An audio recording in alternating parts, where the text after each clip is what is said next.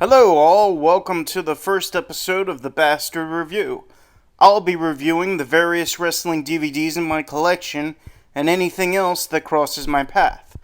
Over the course of the next few shows, I'll give you viewers a bit of background information on me. For now, I'll tell you I've been a casual fan of wrestling for almost 10 years, but I've watched ECW religiously in my late teens. My first review is Unforgiven 1998.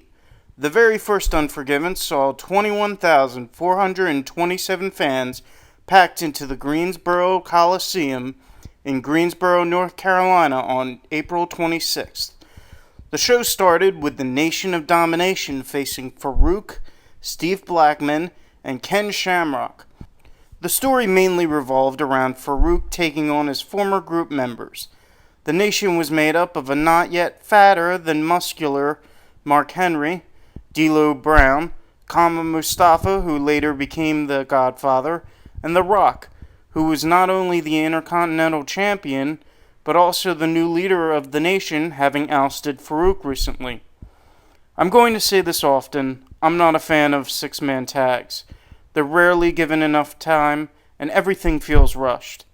I'm also not a fan of Blackman, Shamrock, or Henry, but fortunately D'Lo, who I do like, spent a lot of time in ring. The interaction between him and Farouk was interesting, and I liked how Farouk was hesitant to attack D'Lo at first. This was an okay opener that had a story behind it, and the ending helped further the feud. I'm going to give this a 6 out of 10. Then they had an in-ring promo with Steve Austin. Other than mentioning these, I won't go into great detail with the promos, unless they really interest me, and they definitely won't be graded. Next, they showed a flashback to WrestleMania 14, where Chyna low-blowed Owen Hart, allowing Triple H to win the European title. This match at Unforgiven was a rematch where Chyna was locked in a cage and raised over the ring, prohibiting her from interfering. They also had a cage cam, I'm assuming to give you a sneak peek of her man boobs.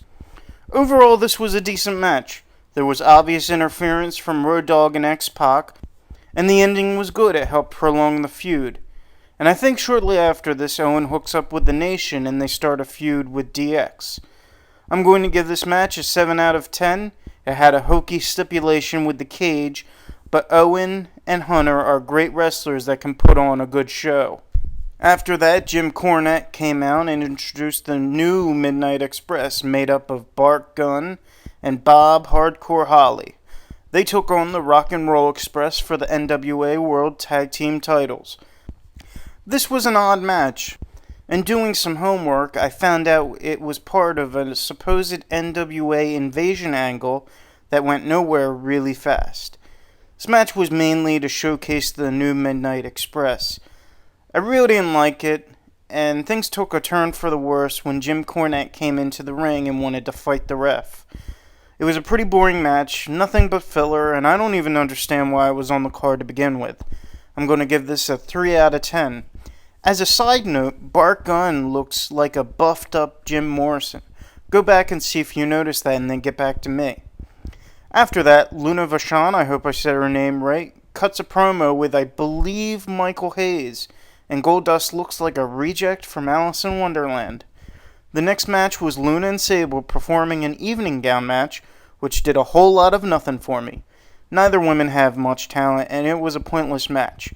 This gets a 2 out of 10. Afterward, Vince McMahon cuts an in-ring promo about something catastrophic happening tonight.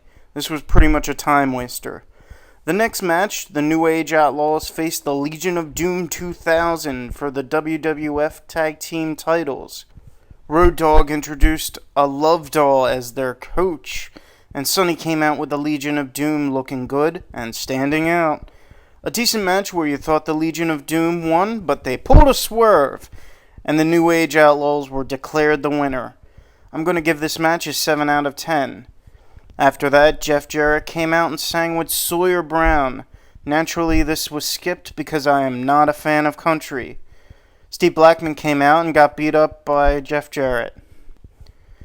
Then Undertaker's past with Kane was profiled, and they started the Inferno match. The concept of an Inferno match is that a wall of fire surrounds the ring, and the first man to set his opponent on fire is the winner. No, this isn't TNA, this is the WWF. On paper, this sounds passable, but in practice, it really falls short. There's not a lot that the wrestlers can do inside the ring and not get burnt. From a story perspective, I fail to see why they continued to feud past WrestleMania 14. WrestleMania is usually the time when most storylines are resolved, but here it serves as a staging point for them to continue their feud until shortly before King of the Ring in June. Stupid stipulation aside, this was a really good match. Seeing Taker take that high dive over the rope onto Kane and Vader was a great spot. It was worth the price of admission. Overall, I give this an 8 out of 10. Finally, we come to the main event. Steve Austin's history with Vince is profiled, and then it's Steve Austin versus Vince's mystery man, who we find out is Dude Love. Yes, Mick Foley has sided with Vince. Mick's reasons for siding with Vince were never clearly explained other than Mick being upset with the wrestling fans. Honestly, I think this match came about because WWF had no other options.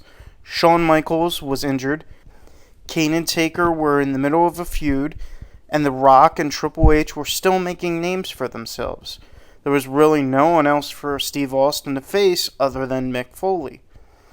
From a storyline perspective, this doesn't make sense though, because Vince had stripped Foley of the tag team titles when he and Chainsaw Charlie, who was Terry Funk, faced the New Age Outlaws at WrestleMania 14.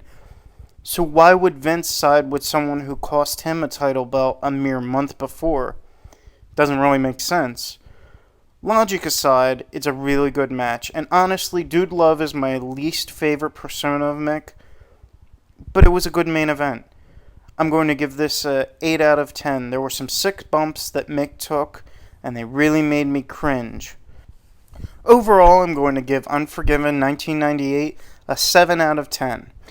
While there were some really good high-profile matches, the show was bogged down with a couple subpar matches and silly stipulations. I think they could have managed their time a little better, but overall, this is worth owning for the nostalgia alone, and you can probably find it relatively cheap on DVD. I hope you've enjoyed the first ever Bastard review. Please tune in again next time when I review another wrestling DVD from my collection. Cheers.